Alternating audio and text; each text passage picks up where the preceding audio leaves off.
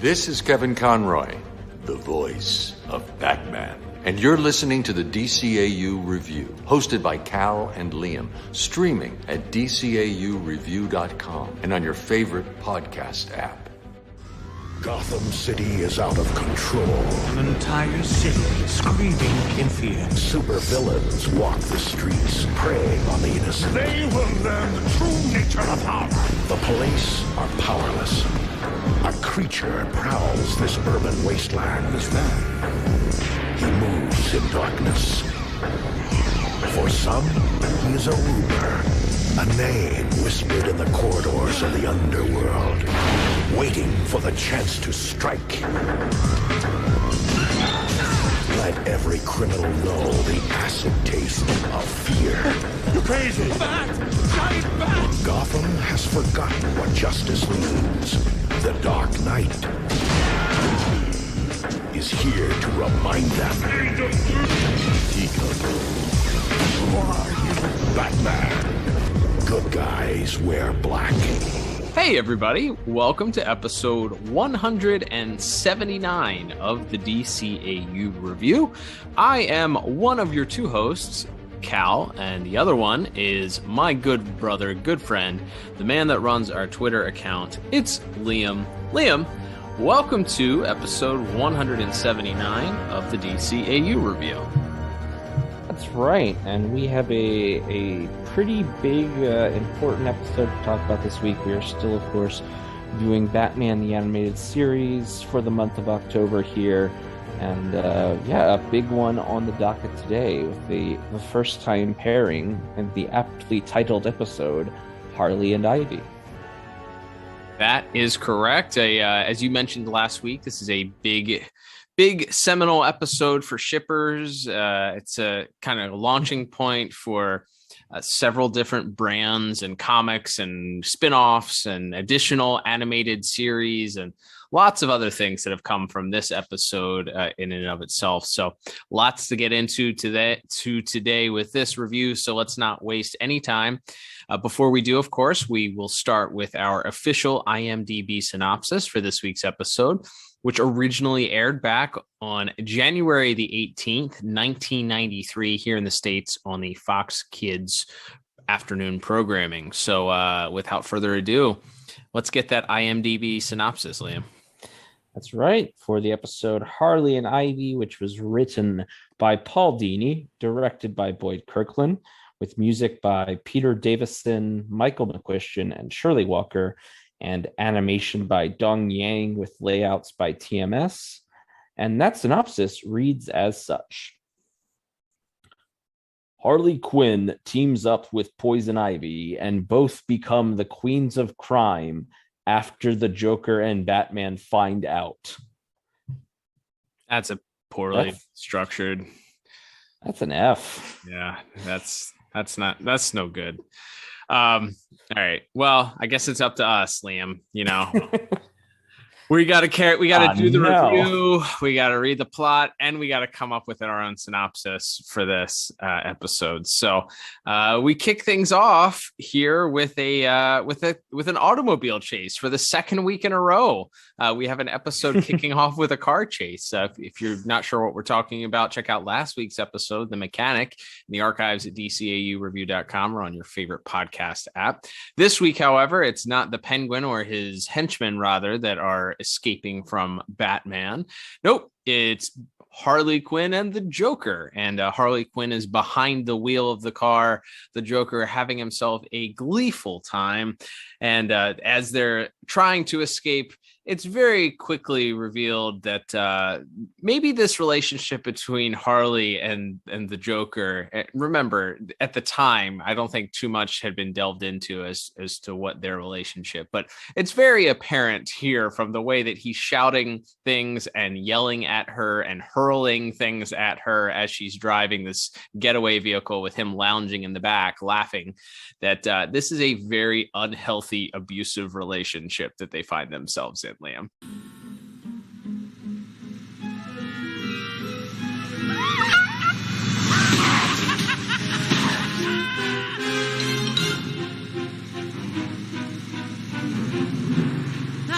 The wind in my my hair and the Batman at my heels. It's the kind of night that makes you glad to be alive. Right, Harley girl? Sure thing, Mr. J.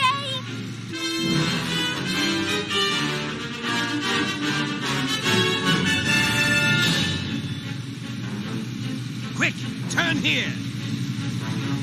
But boss, that's... I said turn!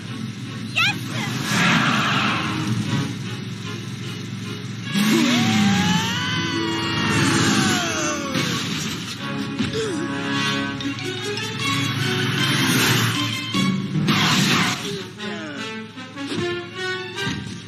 Why didn't you tell me someone put a hill there? I tried, but... Never mind, just hand me the gun. Come on, come on! Here! Hey, Batsy! This is where I leave you flat.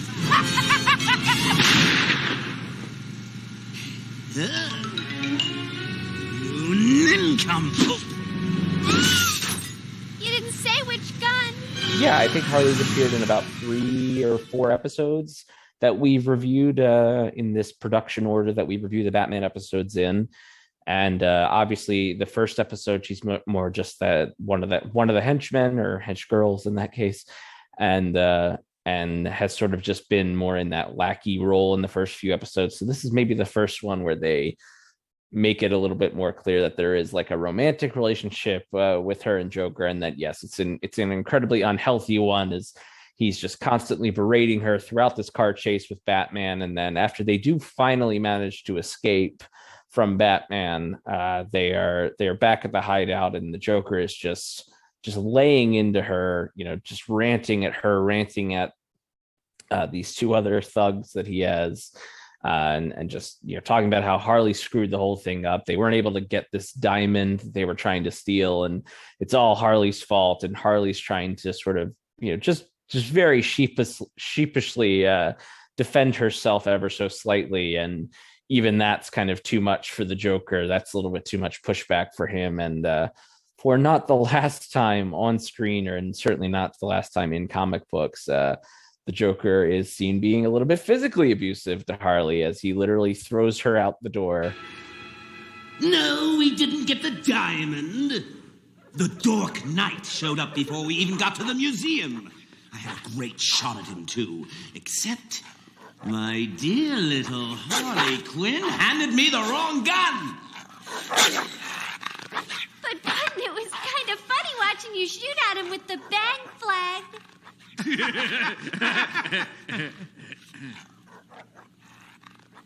Funny? You presume to tell me what I should think is funny? In fact, when have you ever contributed a worthwhile idea to this gang? Well, I did get us away from Batman. Oh, huzzah! The kid gets lucky and she wants a medal. Maybe I should just let you run the gang. Maybe you're a better crook than the rest of us put together. Maybe. Not.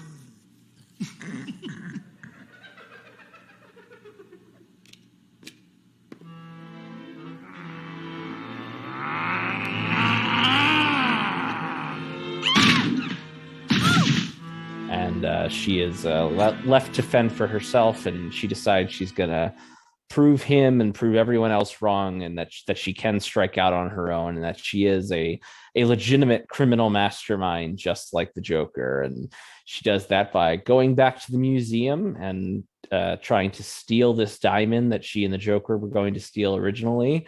But as she sort of very stealthily and tactically makes her way through the security and avoids setting off the alarms, wouldn't you know it, another female super criminal shows up, and she does not quite have Harley's tact, as far as she just grabs what she's stealing and runs out the door. And Poison Ivy and Harley are then sort of this is the first time in the episode they run afoul of law enforcement, and we see the beginnings of this sort of Thelma and Louise style crime spree that they go on. Yeah, they are able to escape the clutches of the GCPD as they actually run into Renee Montoya, who has responded to the scene. Harley is pretty uses ingenuity and decides to use some of the chemicals that Ivy is stealing from the museum to create an escape path for them, and does so. She, in turn, is invited into Ivy's car for their escape from the other police that had responded to the scene, and they make their getaway, returning to where Ivy is holed up, and that would be at this toxic lair, this sort of this toxic waste dump that she has decided to stow away. So there's a funny little scene where Harley is being administered sort of this antidote to protect her from the toxic fumes, and she is screaming about how she hates shots, which of course is ironic, knowing what we know later on, that she is, although a psychiatrist, how many times a psychiatrist administers shots, or had to be administered shots, I guess is certainly debatable compared to a standard medical doctor, but pretty funny that Dr. Harley Quinzel has an aversion to needles. I hate shots. I hate shots. Now, you're not immune to poison like I am, and you won't last 10 minutes here in Toxic Acres without my antidote. Oh. You'd think after living with Mr. J, I'd be used to a little pain. But we digress. We go forward, and as you mentioned, they really start out on their own and becoming this sort of evil tandem as there's flashes of different newspaper headlines sort of detailing and showing their crime spree across of Gotham. And we then cut to the Joker's Lair, where he's quite frustrated, walking around, noting that their hideout at this abandoned comedy factory, comedy club is quite the mess. The hyenas are barking and snapping at him. He can't find his socks. It's so great. This place is going to blinking blue blazes. Anybody seen my socks? Harley! They snapped at me. What's going on, Rock? The place is a mess. No one's fed the hyenas, and I can't find my socks. Where's Harley? You can't divorce, remember? So, she's always come back before. Gee, I guess you ain't seen the papers then. Papers? What are you babbling about? Yeah, and it's a real classic. It feels like a sitcom trope where the wife and the husband have have some sort of argument, and the wife goes to stay at her sister's for a few days or something, and the man is just completely out to pasture as he's walking around. The hyenas are nipping at his heels because they haven't been fed, and the Joker is just completely in shambles, despite the fact that he doesn't really want to admit that Harley has any sort of any of his smooth criminal operation could be attributed to Harley. That's right. Yeah. So I think my favorite line is he goes, "This place is going to blinking blue blazes" without Harley, and then screams he can't find his socks. So he's having this conversation with his two henchmen, Rocco and Henshaw, who are making a second appearance. They actually appeared in a prior episode as well. And they remind him, he asks them where Harley is, and they so gently try and remind him that he had exiled her and thrown her out of their hideout. And he remarks that, she always comes back though. And Rocco, I believe, is the one that breaks the news to him, literally showing him the newspaper headlines of Harley and Ivy making their way through Gotham on a crime spree. And we kind of get this cut to outside of the comedy club and hear Joker scream in anger at the fact that Harley is sort of upstaging him. So We cut back to Harley and Ivy, who are going on yet another caper as they determine they're going to. It becomes sort of a feminist type platform for Ivy, as she seems to be determined to sort of upset the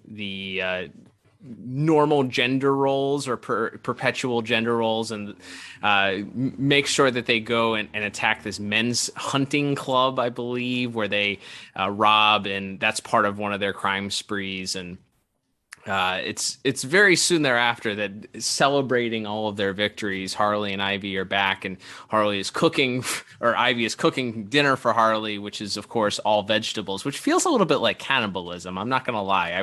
You'd think that she'd be eating all meat, right? Wouldn't Ivy be drinking all meat? No, she's a vegetarian. Like, isn't that bad?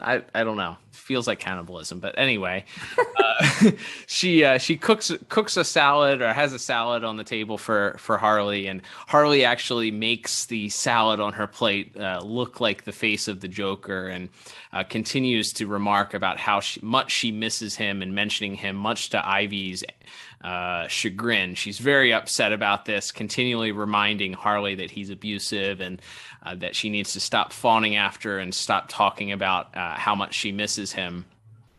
So at this point, there's an interaction between Harley and Ivy in their vehicle after a getaway, and where there's a group of men who may or may not just happen to resemble some of the show's producers and directors and writers that show up and begin acting in very chauvinistic, sexist ways, and remarking some inappropriate harassment towards Harley and Ivy. But Harley responds by pulling out a giant bazooka and blowing their car to smithereens. And from there, Batman is actually able to collect a dirt sample that he then uses to track down, with the help of Alfred, to just where Harley and Ivy might be staying. But we find out that Batman is not the only one sort of on this collision course to rendezvous with Harley and Ivy. Yeah, I just had one note about the guys in the car, which is a very funny scene. But it was like between that, and then there's a scene earlier in the episode where they're kind of showing this montage of Harley and Ivy going on different, on this crime spree. And one of them is they go to like some sort of men's only club. And then later in the episode, they run afoul of these chauvinistic men who are trying to, saying all this lewd stuff to them. I'm like, do people not who live in Gotham City not know who like the criminals are? Yeah, I didn't understand that either, because Harley and Ivy walk in, and I was trying to reason, like, they walk into this room and they're like, a woman? It's like, it's not just a woman, it's the woman that almost killed the district attorney. Do you guys not remember that giant news story where she kidnapped all those old people and turned them into trees? Like, you think that would have made front page news at some point? No recollection of who Poison Ivy is, or the fact that there's a woman like Harley. I get it, because it's kind of established that she's an afterthought. She's a member of the Joker's gang and not much else at this point. But come on, man. That's just a little note I had. And I get that kind of both of those scenes are more played for the comedy of it. But I did notice that, and I was like, that's kind of weird that like nobody's like, oh, that's Poison Ivy. Like, known eco-terrorist and murderer Poison Ivy is here. Nope, to these guys, it's just a woman in their men's club. That's right, and the audacity. And then later it's just two women in a convertible, I guess. But anyway, yes, as you were saying, after Harley had made the phone call to Joker, sort of telling her that she missed him, and the Joker was very quick to trace her call. We sort of get these everybody convening in this one area, this toxic waste dump where Harley and Ivy are held up, and Batman gets there first, and he comes prepared with a special, not the usual Batman the Animated Series gas mask. He has like a ski mask with the rebreather like built into it. We'll talk about that a little bit more, and perhaps in visuals, but yeah, he's pretty quickly captured. If we're being honest, it's a little embarrassing, and then he's tied up in vines, and Poison Ivy and Harley sort of send him off to his doom by sending him into this lake that's on the property of this toxic waste dump. And while he's struggling to get free, Harley and Ivy notice that the lights seem to be on in their hideout, and that is where we get the Joker and his two thugs reemerging and kind of first imposing their will, and the Joker's sort of being very dismissive of Poison Ivy and telling her he's going to take the diamond that Harley had stolen. And ooh, look at the goodies. That's ours, you louse. Oh, Pammy, I wouldn't leave you empty-handed. Since you like flowers so much. Oh, Puddin', no! You can have mine! Oh, Red!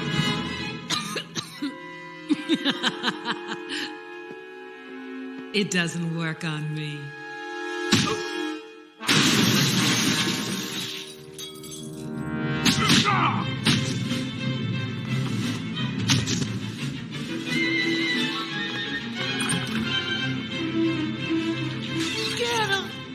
Harley's sort of resistant to it, but Joker also makes it clear this is, again, kind of another thing that becomes a hallmark of future versions of the Joker and Harley relationship, even in this series and beyond, back in the comics and in other mediums. But it's, hit how clearly he really views Harley as property more than anything else. And it's not so much that, and they showed obviously earlier in the episode that his life was something in shambles, but what really sets him off is, I think, how successful she was without him.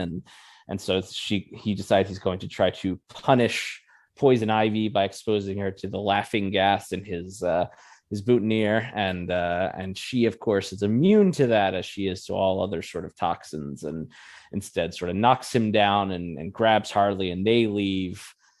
Batman reemerges, and the Joker begins wildly firing a machine gun at Batman, who reminds him that they're sitting on a ton of flammable material.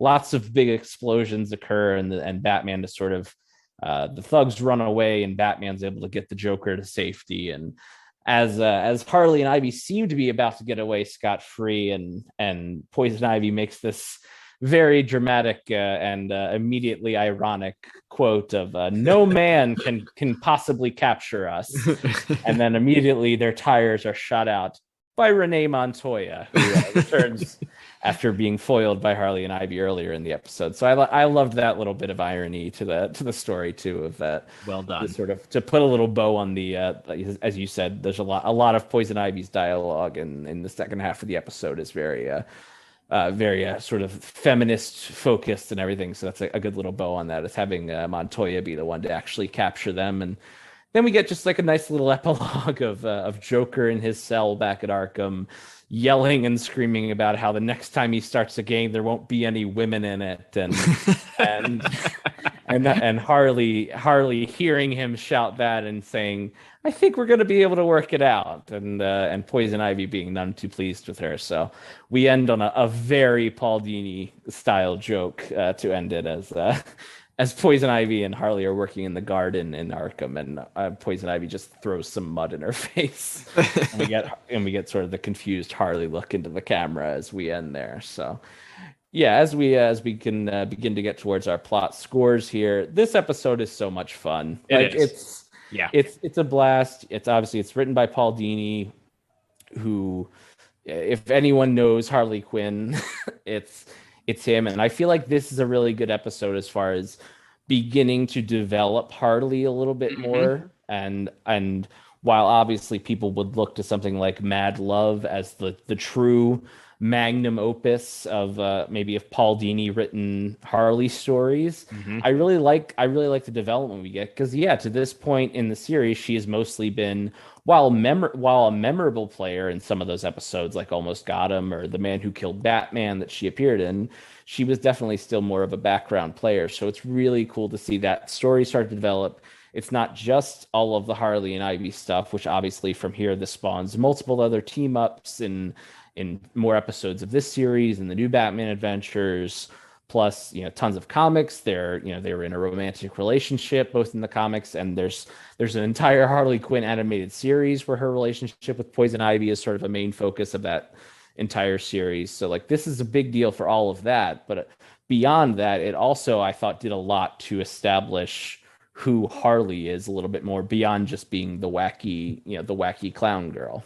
Yeah, it really is. And it's interesting because I really think that this is actually a great companion piece. It's funny that you mentioned Mad Love. Obviously, Mad Love really gets into the nitty gritty and the depths of the ins and outs of the Joker Harley relationship. And I think I misspoke before. I guess there was a little bit of hinting at the abusive relationship in the Joker fish episode.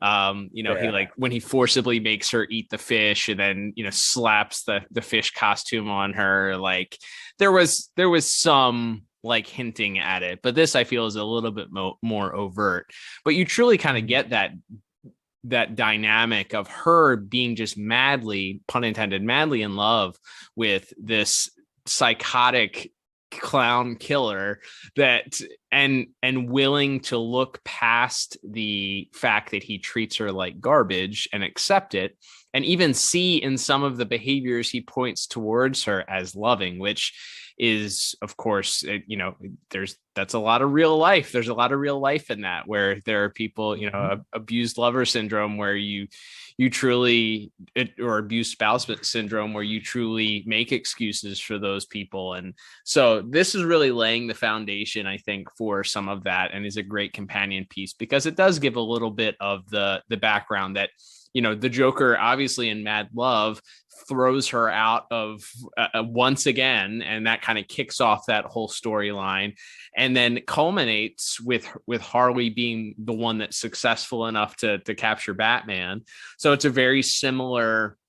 There are some similar plot points in here that are really further explored in that episode. So you get some of those points here at least touched on initially, and then further explored and exploited in Mad Love. So I think it's a lot of fun. You have 3 supervillains in this episode if you count Harley and as a which I guess you do in this episode and in this universe for sure. So you have 3 villains, but I don't think it feels overstuffed at all. And the reason that is there's not a ton of Batman. Batman screen time here is probably less than 4 minutes of the 22-minute runtime, I feel.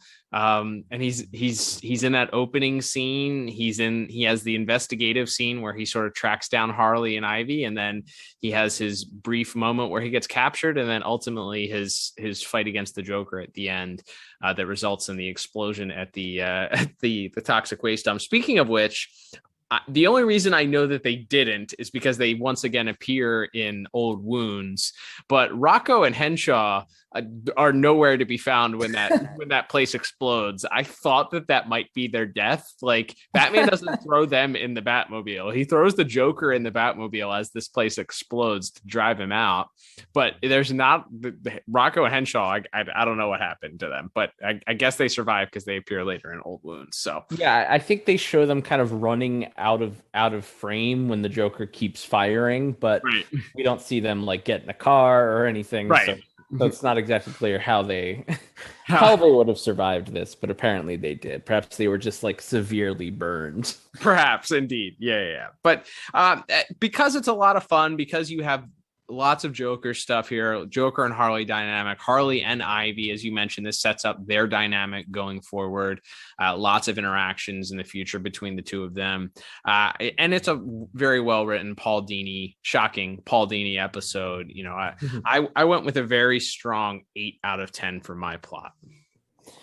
Yeah, I went just one tick higher. I went 9 out of 10. I think it's a really, really solid, fun episode. And like I said, not only does it have these huge building blocks with deepening the Joker Harley relationship and establishing the Harley and Ivy relationship, but just like I said, the idea of really doing all that big picture stuff, but also sort of using this episode to be a little bit of a character study for Harley and her flaws and her strengths and everything, I think is really well done. And there's more depth to this episode than I think I would have remembered otherwise. Yeah, absolutely. All right, Liam, let us continue as we go through here in our next category, which is going to be animation and our visuals for this week. So I'm pretty sure I saw this was a TMS production, but was also in tandem with who else was on? Dong Yang.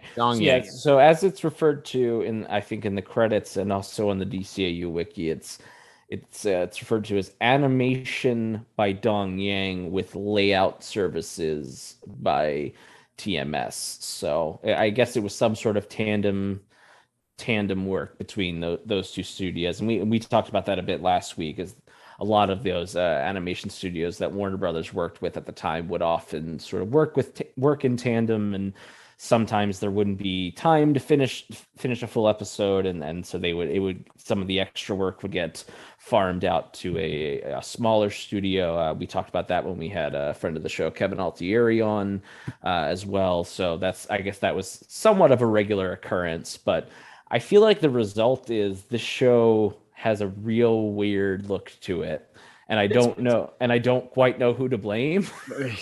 Because yeah, that's exactly how I felt. And it's not just the animation itself as far as like the way people move and everything. There's nothing too like stiff or the phrase we always come back to is like warbly. Like I didn't think any of the animation itself, but it was more just people staying on model consistently. And then I don't know that this would actually fall on the animation, but whoever does the coloration services for the episode as well, and part of that might also be because we were watching the HD version, but I feel like the coloration on Poison Ivy especially was kind of inconsistent. Mm-hmm. So like, yeah, I don't know quite what it was, but there's just I think that especially the scene in the museum, I feel like they're not using a lot of like the normal way they sort of light or color people in shadow. It felt like they just did the regular sort of base colors and then just put some sort of like darkened filter over it. So it doesn't, so it looks like too bright in some shots and not bright enough in others. So yeah, I don't know. Just like there's a lot of this episode that just felt off to me, and another episode with a pretty inconsistent Joker model as well. Yeah, well, I guess we can split this up between some of the visuals that we liked and then the animation, which is why we do animation and visuals. But as far as the animation for the episode, I had to do a double take because I thought that some of this was done by ACOM. That's how bad I thought some of the stuff was. And not in the way that characters moved, just the characters looked like caricatures of themselves at times. Joker had this really giant chin and giant eyes, and then in the next scene he'd be real tiny. Some of the characters moved like it was Tiny Toons, sort of real angular and kind of like walking even on an angle. It was so inconsistent. The scene, I think that you were referring to the scene in the initial scene in the museum where Harley is stealing the diamond.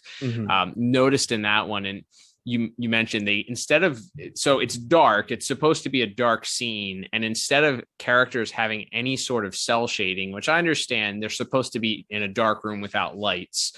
But even in a dark room without lights, there's going to be a light source someplace, whether it's from, the windows or, if it's from the doorway, there's got to be some sort of light source. And for whatever reason, they chose not to have any sort of light source, and there was no cell shading at all during that whole scene. So the characters sort of come off looking like Disney characters almost, the way that they moved and the way that they are kind of flat up against these painted backgrounds, and they already have that, like you said, that sort of dark filter over top of them to sort of give the appearance of shadow, but it just kind of makes everything look flat and low budget as opposed to looking like it's dark. And that lasts for that entire sequence, which is a pretty important sequence for the entire episode. I thought, like you said, character models were all over the place. Poison Ivy looked different in almost every scene, if not every cut. Sometimes you could see her nose. Sometimes her nose was very minimalized or non-existent at all, based on the character model. There's a lot of inconsistencies that occurred there, which is a shame because there's a lot of fun and a lot of interesting visuals that they chose to do, I feel like, in some of this. but it's just so inconsistent across the board and was so distracting. That scene where Joker finally arrives at their hideout and confronts Harley and Ivy in the middle. There's a scene where there's a sequence where Harley and Joker are just kind of standing face to face, and he's so disproportionate from what he looks like in the rest of the episode. I like cringed. It was just like, this is so bad. But then there are other sequences where that's not the case. There are other sequences where there's a lot of the scenes where they're driving, where Harley and Ivy, I thought, were driving, where they looked to be on model. The scene where Joker's walking around in his hideout, he looked a little bit more on model than he had previously. It's inconsistent, and that I think the places where it's not good, it's real bad. Yeah, I think that's the thing. It's like the lows are really low. I mean, as far as some of the good stuff, I think that final sequence when everything's exploding and you just got, everything's on fire, you just got all these bright oranges, and first Harley and Ivy speed away, and then Batman sort of hiding behind this low wall as the Joker's firing on him, and then the explosions start going off, and that's all pretty fun and dramatic. And then we get a shot of the fire and the flames, and the Batmobile sort of drives out of the flames and comes towards Batman as he and the Joker get to safety. Like, I think that's a pretty fun sequence. Yeah, I love that sequence. Like, that sequence is probably the best of the episode. I feel like even the bat, when you said the Batmobile bursting through the flames, Batman running through the flames with Joker over his shoulder. I thought all of that was really good, and for the most part appeared to be on model. But man, like, it's just like, for every one good sequence, there was 3 that you're just like, oh, this is not great. Yeah, I think that's pretty fair, and I think it's just the inconsistency, because we've talked about that before plenty of times when it comes to a Batman design or a Joker design. If we have a longer chin or longer ears on the cowl, as long as it's consistent for the episode, we can kind of get past it. But when it's so wildly inconsistent throughout the entire episode, I do think that that sort of hurts it and makes it just becomes a lot more distracting. I think it's one of those things where if it's consistent throughout the episode, even if it's not sort of the very classic, on the model sheet perfection, once you notice it's a little bit different, you can get used to it. Where in this episode, almost shot to shot, people's, the sizes of people's heads or, their proportions can change pretty dramatically depending on what they're doing in any given scene. And so yeah, like I said, there's some fun in that final act. I think there's some good dramatic action there. And even when Joker's trying to sort of bully Poison Ivy in the thing, and she first sort of reveals that the toxin hasn't worked on her, and then she knocks him down and he falls backwards onto the table and the spaghetti lands on his head. Like, that's a really fun little comedic beat there. But yeah, the highs are there, and there's definitely some fun to be had, but the lows definitely drag it down a little bit here.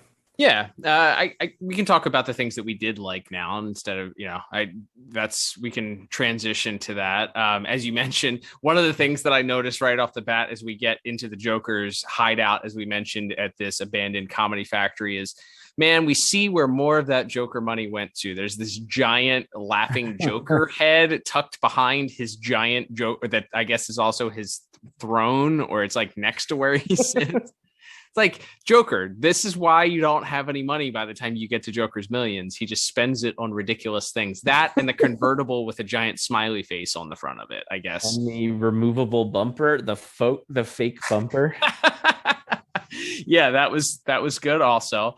I thought that shot where he pulls out the gun, which that gun somewhat resembles the same long revolver that he carried, he being the Joker carried in Batman 89. If you guys are familiar, it's a similar shot of him holding the gun with the barrel like that. But that shot where he pulls out the barrel and then it sort of pans around that, you see the barrel of the gun pointed somewhat at the sort of adjacent to the the front, I don't know, point of view there.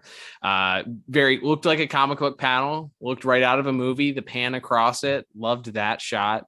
I thought it was interesting that they gave Poison Ivy's license plate the name Rosebud, which of course is a direct nod to Citizen Kane, a very famous movie from the 30s or 40s, 30s, I think mid 40s maybe. A very famous movie, so that was a little wink there to that era, that time. And certainly if you don't know what Rosebud is, then you either haven't seen Citizen Kane or The Office, or haven't done your research. So go watch that movie if you haven't, because it's a pretty good one. I just want to interrupt while you're talking about Poison Ivy's car. I like that sequence where they're trying to escape the museum, and Poison Ivy's like, get in the car. Harley's like, what car? And then it just cuts to this car-shaped bush. And then she just pulls it off like it's a tarp, like she made a leaf-covered tarp to hide her car. And apparently nobody noticed that, and then that I love the idea of it's just such a wacky little beat to put in there, and it does feel like something pretty authentic to this version of Poison Ivy. So I liked that gag as well. Yeah, that was amusing. I did enjoy the montage, also a way to sort of recap what's happening between Harley and Ivy with the newspaper. That's a classic. I feel like a classic movie trope, or a classic storytelling trope to save you some time and tell you what's going on. You just flash newspaper headlines around. So I appreciated that as well. And then we briefly mentioned it. We were discussing the plot, Liam, but we have introduced for the one and only time, I believe, this sort of all-in-one cow rebreather gas mask that Alfred suggests that Batman wears. And it's super cool, and he only wears it for about 7 seconds before it gets ripped off and never to be seen again. Yeah, it's really cool. Like, Alfred hands it to him, and it's kind of this dramatic like scene break, and then he bursts through the window in their house and he's wearing it, and it's all dramatic, and we'll get to music in a little bit here, but it's just this great dramatic entrance. And then, as we said, even though he's not breathing in the toxic fumes, he does immediately get captured pretty much by Poison Ivy's vines. Evening, ladies. Playtime's over. Land of Goshen, Harleen. Look who's come a-courtin'. Looks like he's got us. Looks like.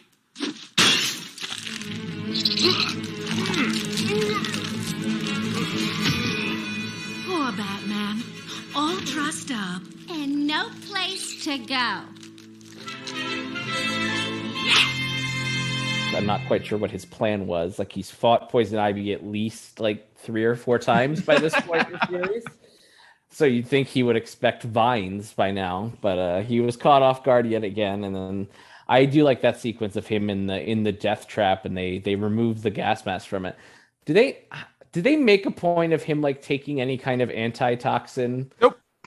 Because he's in the thing, and then he's underwater, and he's just like, huh! He's just like screaming, like he's just like mouth open in the toxic water, and then just jumps out. And I don't think the Joker and his thugs were properly inoculated anyway. So I guess it's a slow acting. It's a slow. Poison Ivy says something about 10 minutes at least twice. She mentions that to Harley. So I guess for storyline purposes, you could say that the Joker and his thugs weren't there for that long. As long as you're not drinking the water for more than 10 minutes, you're good. It's a good thing Batman didn't enter the water with his mouth open then, right? Jeez. Yeah. So that kind of made me laugh, but that like I said, that like we talked about already, that entire final act from when when Batman shows up and then gets captured, and then he's sort of freeing himself, and then Joker and his thugs fight Harley and Ivy briefly, and then it's actually a pretty cool shot of once Batman's freed and is kind of about to enter back into the fray, as Rocco and the other one are chasing Harley out the door with the machine gun. We suddenly just sort of see Batman, kind of all cast in shadow, sort of appear, rise up on top of the roof, and then jump down onto to them and fight them. And so I think that's definitely the visual highlight and the animation highlight is that third act with certainly once all the explosions and stuff get brought in. But yeah, overall, I think as we can get into scores here, it's consistently inconsistent, as Yogi Berra might say. And for all those reasons, I ended up settling on a 5 out of 10 for my visuals and animation, because there's a lot of stuff I do like in that third act, and there's some funny sort of more comedic moments with Harley and Ivy, and then with the Joker as well. But overall, it's just that everybody is off model, or at least not consistently on model for most of the episode, and that's obviously going to bring the score down. Yeah, you were just slightly more generous than I was. I went with a 4 out of 10. It's just not good. Like, there's just so much not good in this episode. It's distracting, and it's hard to tell, if the HD remaster of this maybe hurt this a little bit in the way that some of the characters looked. If maybe it was a little more dark and grainy, it would have been easier to hide some of the off-model things, but I don't know. It's very, very inconsistent, and as we said, that to me, to have multiple moments during the episode where I'm like, oh, that does not look good, or ooh, what happened, or who did this? Like, this doesn't look anything like this show. I feel like that automatically means I have to consider giving it a below average score, which I ended up doing. So. All right, Liam, let's move on to our next category, which is going to be music. And I know we have a few musicians responsible for this week. So what did you have as far as musical notes were concerned? Yeah, I think the first thing, it's right from the title card, which we didn't mention in visuals, which is a nice kind of it's like this 4-square sort of matchup of the red and black diamonds from Harley's suit and sort of the green leaves of Poison Ivy's suit. But right away we get kind of the Harley theme brought in, and then mixed with that sort of, I didn't really think of Poison Ivy having like a dramatic theme in the way that like Joker or Two-Face or even Harley here does, but she has that sort of ethereal like string music that usually plays in her scenes that I guess is exclusive to her as far as this specific arrangement. So right from the get, we kind of get those themes mashed on top of each other. We have that sort of eerie, ominous strings, but with the Harley theme played on top of it. And we hear that a lot throughout the episode. So that was kind of number one for me on the musical notes, was the fun supervillain theme mashup that we get for this historic team up. Yeah, we don't think I don't know when mashups really became like a thing. I want to say like early 2000s or like mid 2000s, when all music just decided that we could no longer create any more original music pieces. When Linkin Park and Jay-Z did that one together. Oh yeah. And then performed it live. That feels like when it became like a cultural touchstone to me. Okay, yeah, that makes sense. That's less sardonic than me, I guess, in thinking that we just ran out of all original ideas, so we just have to either do covers or just sample things now, or just all of our songs have to sound like other songs. So regardless, back to this episode here, and stopping my commentary on society. We live in a society after all, but yes. So having two pieces sort of mashed up into a single, not because they sound alike, but because you're creating a unification of the two themes. I really, really like that. That was a pretty ingenious idea for the time, I feel, at least. I don't know. I guess I can't give them official credit for being the first ever mashup idea, but that seems like that wasn't a thing before this. So I'll give them provisional credit on that. How about that?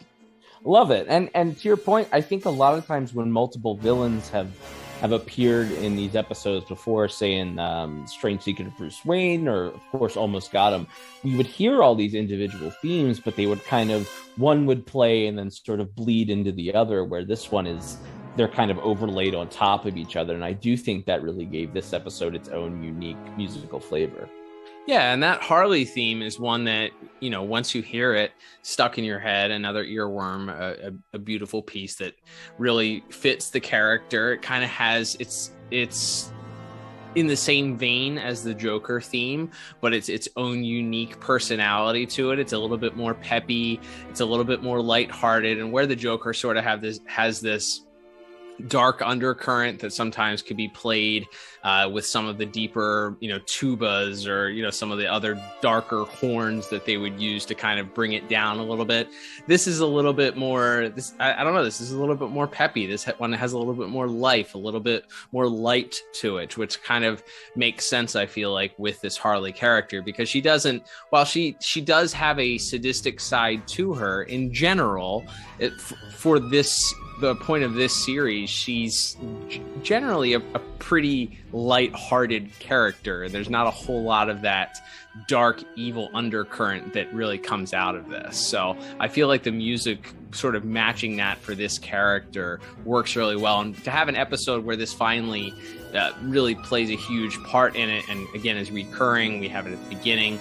We have it sort of in the middle as we see this montage of Harley and Ivy working together, and then playing again at the end, sort of as the punchline hits, and Ivy throws the mud in her face. But I really enjoyed that piece. I really enjoyed the music. As you mentioned, I think Batman breaking through the glass and making his entrance, we finally get again, Batman, not a lot of screen time this week, so not a lot of opportunities for him for his the Shirley Walker Batman theme to drop in. But that scene in particular, punctuated by his arrival through the glass window. Couldn't just use the door now, could he? Breaking in through the window. So I thought that was well punctuated. And when you think about great episodes, you tend to think of them having this sort of marriage of everything all together. And maybe in this episode, where, in my opinion, visuals may have failed the episode overall, the writing picked up, and I think in this case, the music picked up some of the slack, which is why I ended up giving music a really strong 8 out of 10 for this week. Nice, yeah, and I gave it the exact same score of 8 out of 10. I think there's a lot of fun music, and I think you get the music during the sort of newspaper montage of all of Harley and Ivy's crimes is fun, and like we said, that sort of refrain of the two themes sort of laid on top of each other to create the joint Harley and Ivy theme is just so cool, and such a great idea from our three composers for this episode, Peter Davison, Michael McQuiston, and Shirley Walker. So a great job by all three of them, and it led to a very memorable soundtrack. That's right. Let's move on to our final category for this week, Liam, which will be our voice acting. Man, we got not a large cast this week, but it's pretty much the who's of all of our Batman the Animated Series actors. So let's get into talking about their performances in this week's voice acting. Yeah, a lot of fun ones. Interestingly enough, playing Rocco, one of the Joker's henchmen, is Robert Costanza, who of course is Harvey Bullock. But interestingly enough, Bullock's not in this episode. Nope. So he's just there. I don't know if he was supposed to maybe be with Montoya at some point in one of the chase scenes or something, and then they cut him, or if they just said, hey, we need someone to play a thug, and maybe he was recording for another episode that day or what. I'd love to hear some trivia on that. But of course, we also have Ingrid Olu as Montoya briefly, who, again, as we said, gets kind of this. She gets foiled by Harley and Ivy at first, and then she's the one to capture them at the end. She doesn't get many lines, but I like that moment for Montoya's character. And then we have we do briefly have Ephraim Zimbalist Jr. as Alfred. Not much, but we do have a scene of him and Batman at the cave very briefly, as we mentioned. And then there's a great line where he delivers, where he asks, as Bruce is looking at just pictures of Harley and Ivy, creepily enough, but he asks if Bruce is or if Batman is perusing for a weekend date, a date for Saturday night.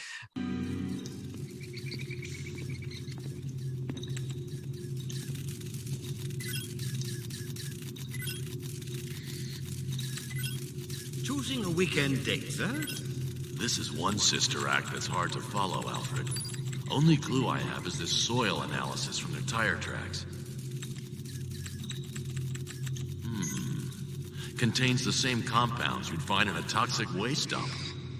Then may I suggest an accessory this evening? Classic Alfred delivery. That's right. And then we of course have Kevin Conroy as Batman, and usually I save him for last, but as we've talked about all episode, Cal, he didn't have a lot to do in this week's episode. We get just a tiny bit of him at the beginning in that chase scene, and then he sort of comes back at the end, and he does have a little bit of a moment where he's calling out to the Joker to try to get him to stop firing wildly into this toxic waste dump. But he has a pretty minor role to play, and that is, of course, because our main stars are we have Diane Pershing as Poison Ivy.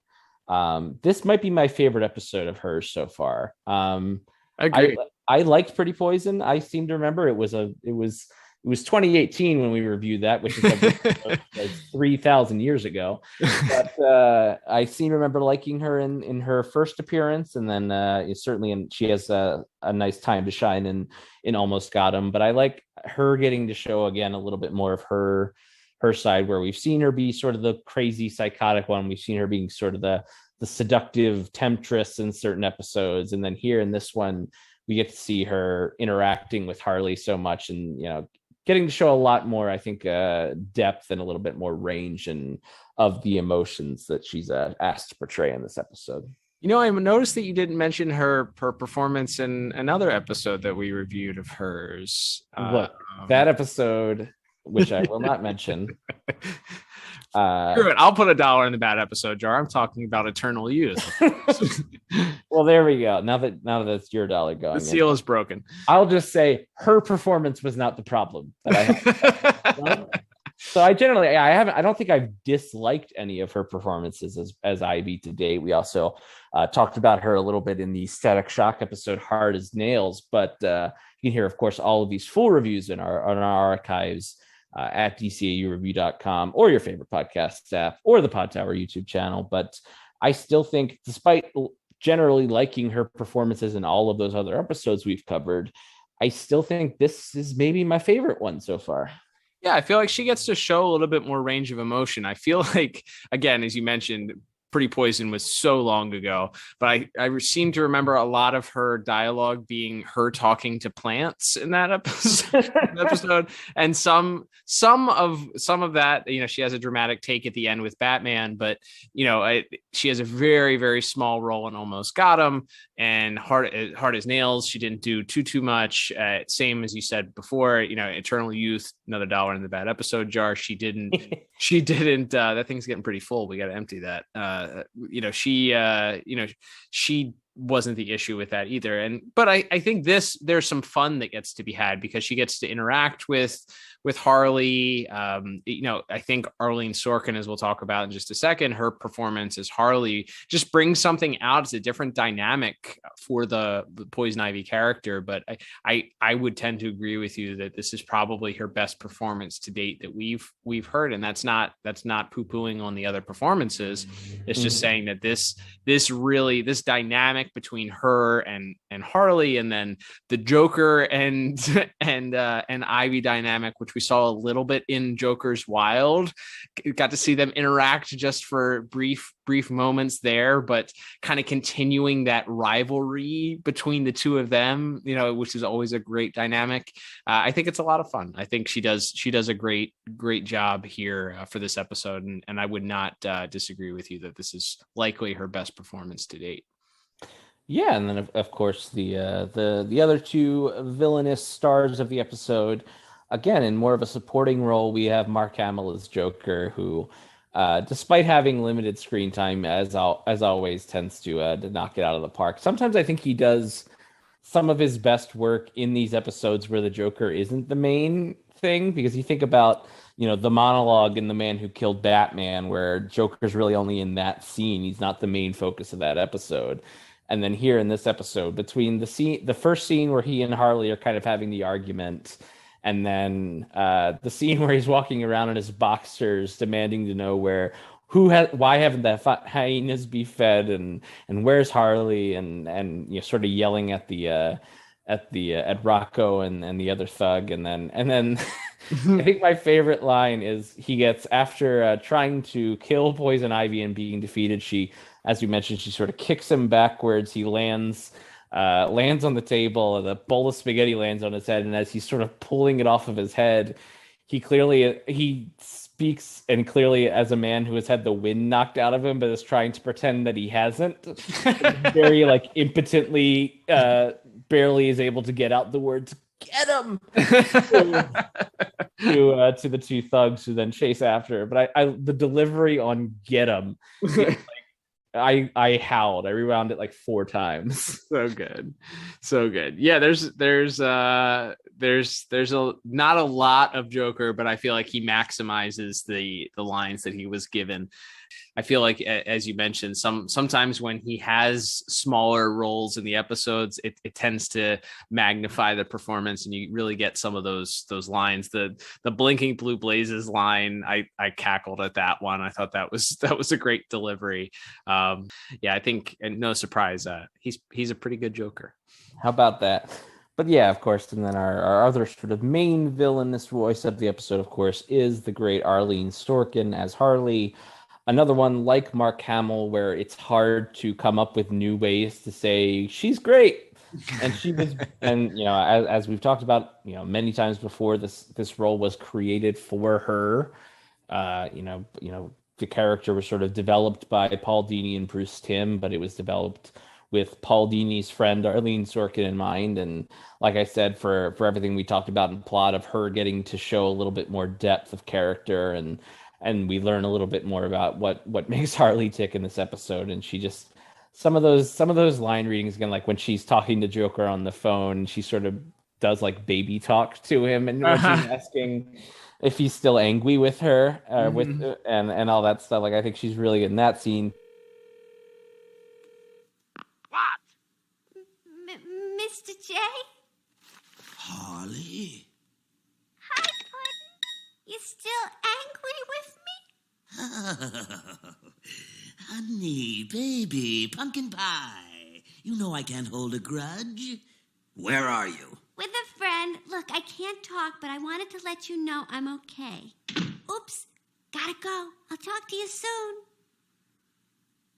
Sooner than you think. Some of the back and forth when Ivy is trying to give her the shot, and she's, and again, some of that's in tandem with the animation where she's just so just like a little kid, just so afraid of needles, and then yeah, that finale, as we said, with the joke we end on, where Mark Hamill's Joker is yelling about how there'll be no women in his next gang, and she's still so optimistic that they can make it work. Yeah, between the work she gets to do with Mark Hamill in this episode, and then all of the work she and Diane Pershing do together, a great episode from Arlene Sorkin. And for all those reasons, I have felt I had very little choice but to give voice acting a perfect 10 out of 10. Nice. Yeah, I gave voice acting a 9 out of 10. Personally, it is very, very strong. I think underrated, or maybe we just didn't quite get the opportunity to talk about it. You did mention it there, but Diane Pershing going back and forth with with Arlene Sorkin's Harley. There's some great dialogue where Diane Pershing as Poison Ivy is begging her, as Harley is sort of pining after the Joker and missing him. She asks if she really wants to be some wacko's victim for the rest of her life, and really cuts to the core of what Harley's psychology is. Does she really want to be a victim? Does she want to play victim to this guy? And that's sort of the impetus of the whole episode is, is Harley gonna step out and stay away from him? We don't really have, other than that sort of comical ending where you can tell that she's still madly in love with the Joker, that she's likely going to continue pursuing some sort of relationship with him. We don't really get a resolution or much movement between the two. So, we know that there's plenty of great Arlene Sorkin to come, a couple other Harley Quinn focused episodes that we will enjoy down the line. So looking forward to doing more of those, but it's hard to imagine there being a better performance from her than this episode, because there's a lot of fun, lots of emotion, and we kind of get the curtain peeled back a little bit on some of the psychology of the Harley Quinn character, and some of that comes from most of that I think comes from the performance that she ends up giving for as Harley. So really, really great stuff. Absolutely. All right, Liam. Well, that will bring us to our final scores for this week's episode, and totaling everything up, I end up with, surprisingly, even though I gave the animation a very low score, which imagine if this episode had been superb or even mediocre as far as animation is concerned, what the score would be. But I ended up giving still a pretty decent 29 out of 40. What about you? Yeah, and I'm just a few points higher. I have a final score of 32 out of 40. And as we get into our rewatchability section of the episode here, as we begin to wrap things up, this one I think is a double thumbs up. Because not only is it that, despite a lackluster, to say the least, animation or visual score from both of us, I think the plot itself it's not only is it historically important, like we said, because not only within the context of the DCAU does the Harley and Ivy and Harley and Joker stuff is sort of built on from here to many more appearances later on in this, but also it goes on to influence comics and other cartoons and plenty of other media as well. So I think for the influence of it as a whole, and then plus the fact that it's even in a bottle, I think it's a pretty fun little episode. Even in a vacuum, it's still pretty fun. So yeah, I think either way, this is a double thumbs up for rewatchability. No argument here. It's a must watch. You got to watch this one. It's in the lore. You got to take it. You got to enjoy it. It's 22 minutes of fun. Despite the visuals not being the best, it's important to everything. It's important to this relationship. It's important to the DC universe as a whole. You got to watch it. All right, Liam. Well, that will wrap us up for this week's episode. Thanks, everybody, for tuning in. Don't forget to follow us on social media at DCAU Review, both on Instagram and Twitter. We'd love for you to join the conversation as well. Tweet Liam at DCAU Review with your thoughts on this episode. Also, if you happen to listen to us on Spotify, there's now options for you to kind of give us some feedback there. We'll put up a poll each week with the podcast. You can use that, interact with us on there. You can leave a comment. We'll usually ask a question of the week. So if you use Spotify, go ahead and subscribe to us on there. If you don't use Spotify, you can still subscribe to us, of course, on your favorite podcast app, Apple Podcasts, Google Podcasts, and pretty much every other podcast that you can possibly think of. We are there. Also, as Liam mentioned earlier, we are streaming on YouTube as part of the Pod Tower with a couple of our friends, the Tim Talk podcast, as well as the Watchtower database. So if you were looking to support us, that would be one free way to do so, which would be either subscribing to us on a podcast app, leaving a review, or going and checking out the Pod Tower YouTube channel and subscribing to it. That would help us out a lot. Or hey, do both. And if you're looking to support us, you can also, there's a link at the bottom of the podcast each week. You can click on that if you'd like to throw us a couple dollars your way and thank us for the podcast. Hey, we're not expecting that, but hey, if you're feeling generous, we wouldn't look twice at that. And if you want to get a shirt or a hat and support the podcast, you can do that too. Check out DCAUreview.com and click on the store tab to pick yourself up some merch if you'd like to. And don't forget to also check out our bonus episodes, which we recorded and released this week, covering some new DCAU material that's been dropping. Liam, we've got some comic books that are coming out from former DCAU creators. We've got Paul Dini and Alan Burnett writing Batman: The Adventures Continue. And then, of course, we have J.M. DeMatteis and James Tucker writing Justice League Infinity, both which are continuations of Batman the Animated Series, or the New Batman Adventures, and Justice League Unlimited, respectively. So lots of stuff for us to cover this week, Liam. Yeah, definitely check those out. 3 episodes in 1 week. It was a fair amount of work, especially for you, Cal, who has to edit these. But we love doing the shows and love getting feedback on them. Definitely want to hear what you think on those episodes as well as our regular one here. Liam, we are going to continue rolling here in the month of October with another Batman the Animated Series review next week. And I'm looking forward to doing that. But before then, let's talk about which episode that will be. That's right. And man, the hits just keep coming this month. This week, of course, Harley and Ivy. And next week, we have a very, very important episode. And if you were looking on the old DVDs, we are now into Volume 3 of the DVD set. We're getting in the latter half of these original 65 episodes of Batman the Animated Series that were produced. And we are reviewing a very, very important episode, that being Shadow of the Bat, parts 1 and 2. Oh, man. This is going to be a great one. I can already hear the theme song playing in my head. This is one, of course, that we had on videotape, Warner Brothers Home Video, the Two-Face tape featured prominently here. Of course, a very important episode because we get the debuting Batgirl for this episode. So looking forward to that, Liam. It's going to be another great one. Can't wait to do that with you. But until then, I'm Cal. And I'm Liam. And we will talk to you on the next episode of the DCAU Review. Bye-bye.